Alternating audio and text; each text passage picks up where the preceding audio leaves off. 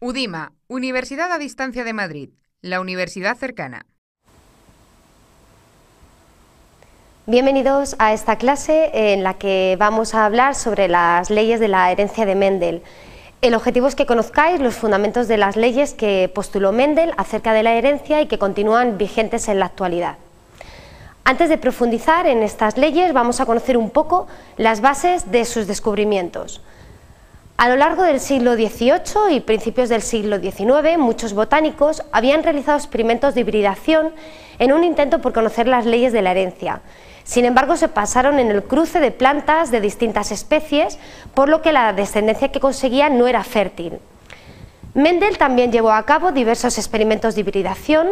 Para ello, a lo largo de 8 años, cultivó más de 28.000 plantas de guisantes y realizó cruzamientos entre las distintas variedades. Llegó a cuantificar los resultados de los cruzamientos de 7 caracteres relacionados con las semillas, los frutos, las flores y los tallos.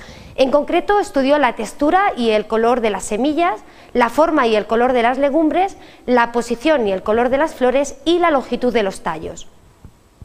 El éxito de los experimentos de Mendel con respecto a los intentos realizados por otros botánicos anteriormente se debió a los siguientes factores.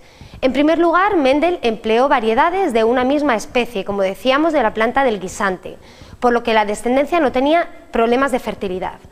En segundo lugar, la elección de esta especie fue en sí misma un acierto, dado que las plantas del guisante son hermafroditas, es decir, poseen tanto órganos reproductores masculinos, conocidos como estambres, como órganos reproductores femeninos conocidos como pistilos. De esta manera, le resultó bastante sencillo mantener variedades puras mediante la autofecundación.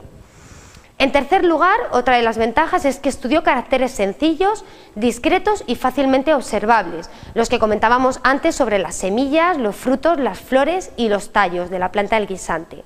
Y tuvo la suerte de que estos caracteres estaban determinados por un único gen.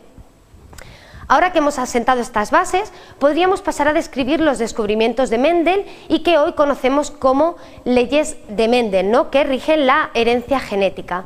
Pero antes vamos a definir un conjunto de conceptos que nos ayudarán a entender dichas leyes. En primer lugar, vamos a definir lo que es un gen y lo que es un alelo. Un gen es una secuencia de ADN que constituye la unidad funcional para la transmisión de los caracteres hereditarios. Por su parte, los alelos son cada una de las formas alternativas que puede tener un gen y que ocupan el mismo lugar en los cromosomas.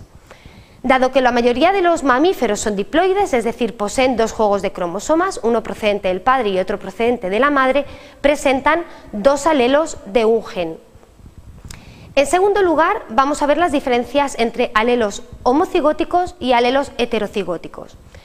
Cuando los 2 alelos que están presentes en los cromosomas homólogos, es decir, en el cromosoma del par procedente del padre y en el cromosoma de la madre, son iguales, cuando estos 2 son iguales, se dice que el individuo es homocigótico para ese gen. Por el contrario, cuando los 2 alelos son distintos, se dice que el individuo es heterocigótico para ese gen. Por ejemplo, imaginemos que el color de los ojos se debe a 2 alelos, A mayúscula y A minúscula. Las combinaciones posibles serán A mayúscula, es decir, recibe de cada progenitor la A mayúscula, A minúscula, es decir, minúscula recibe de cada progenitor la A minúscula, y en último lugar A mayúscula y A minúscula, es decir, recibe la A mayúscula de un progenitor y la A minúscula del otro progenitor. En los 2 primeros casos, es decir, A mayúscula y A minúscula, se dice que el individuo es homocigótico porque presenta los 2 alelos iguales. En el último caso, es decir, A minúscula, se dice que el individuo es heterocigótico porque presenta los 2 alelos diferentes. En tercer y último lugar, vamos a ver las diferencias entre genotipo y fenotipo. Denominamos genotipo al conjunto de individuos de un gen. Por su parte, el fenotipo es la manifestación visible de dicho genotipo en un determinado ambiente. Y cuando hablamos de ambiente nos referimos a alimentación, nos referimos a clima, a enfermedades, etc. Veamos un ejemplo. Imaginemos en este caso que el color del pelo es debido a 2 alelos, B mayúscula y B minúscula. El genotipo se correspondería con las combinaciones posibles, es decir, B mayúscula, B mayúscula, B minúscula, B minúscula y B mayúscula, B minúscula. Estos son los genotipos posibles. No obstante, cada uno de estos genotipos se corresponde con una manifestación visible diferente, es decir, con un fenotipo diferente. Así, por ejemplo, B mayúscula podría reflejar un pelo negro, B minúscula podría reflejar un pelo marrón y B minúscula, un pelo rubio. Ahora sí podemos pasar a explicar las leyes de la herencia de Mendel. Comencemos con la primera, la ley de la uniformidad. Esta ley dice lo siguiente: si cruzamos dos líneas puras, es decir, que sean homocigóticas, que difieren en un solo carácter, las plantas híbridas de la primera generación filial de F1 tienen todas la misma apariencia externa, es decir, el mismo fenotipo. Son idénticas entre sí y se parecen a uno de los progenitores.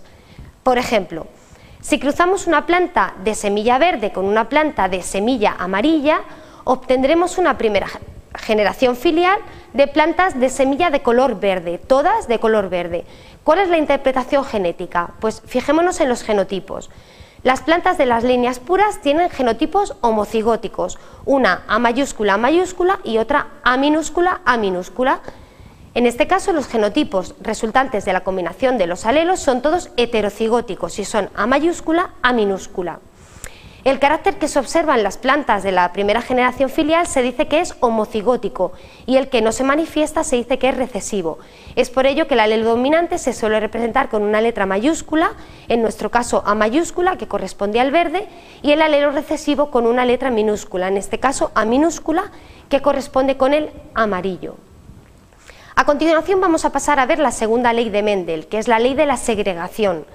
Esta ley dice lo siguiente: la autofecundación de plantas híbridas, es decir, que sean heterocigóticas, procedentes del cruzamiento entre dos líneas puras, es decir, homocigóticas, que difieren en un carácter, origina una segunda generación filial, F2, en la que 3/4 partes presentan el fenotipo dominante y 1/4 parte el fenotipo recesivo, en una proporción de 3:1. Volvamos al ejemplo anterior. Si cruzamos dos plantas de semillas de color verde procedente del cruzamiento anterior, en este caso obtendremos 3 plantas de semillas verdes y una planta de semillas amarillas. ¿Cuál es la interpretación genética en este caso? Pues tal y como veíamos en la diapositiva anterior, el genotipo de las plantas de la F1 es heterocigótico, concretamente A mayúscula, A minúscula. La combinación de estos alelos da lugar a una planta A mayúscula, dos plantas A mayúscula, A minúscula y una planta A minúscula, A minúscula. Como A mayúscula, decíamos antes, es dominante sobre A minúscula, es por ello que 3 de las plantas presentan el carácter dominante, es decir, el color verde, y una el carácter recesivo, es decir, el color amarillo. Finalmente vamos a pasar a ver la tercera ley de Mendel, conocida como el principio de combinación independiente. Tras los experimentos de cruzamientos de plantas puras para investigar la transmisión de cada carácter por separado, Mendel comenzó a estudiar cómo se heredaban combinaciones de dos caracteres diferentes. Concluyó que diferentes rasgos se heredaban de manera independiente unos de otros, es decir, que no existía relación entre ellos, por lo que el patrón de herencia de un rasgo no afectaba al patrón de herencia del otro rasgo. Mendel concluyó, por lo tanto, que diferentes rasgos son heredados independientemente unos de otros, es decir, no existe relación entre ellos. Por lo tanto, el patrón de herencia de un rasgo no afecta al patrón de herencia del otro rasgo. Veamos concretamente un ejemplo.